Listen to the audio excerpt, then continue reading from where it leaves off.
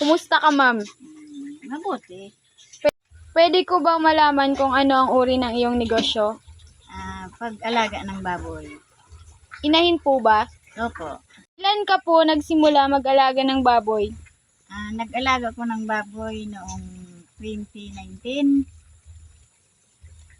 Tapos, binili ko siya sa halagang 3.5. Ginawa ko siyang inahin hanggang mag 8 months.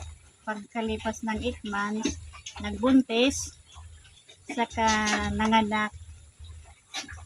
Ano po ang iyong sistema ng pagpapakain ng baboy? Sa pagpakain ng baboy, sa 4 na buwan, feeds lang ang pinapakain. Pagkalipas ng 4 na buwan, hinahaluan na ito ng pagkain ng inahing baboy or ata. Saan mo po dinadala ang mga baboy kapag handa na silang ibenta? Pag handa ng ibenta, may kumukuha na ritong yung bang tracking nga dadalhin sa Maynila, ganon.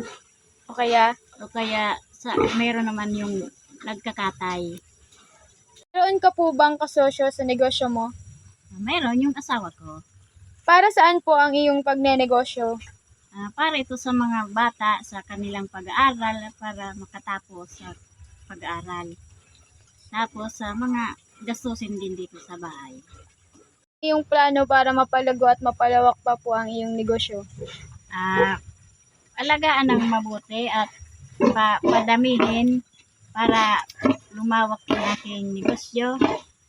At saka lagi ko rin pinapacheck sa veterinarian para maano ang kanilang kalusugan. Yun lang po.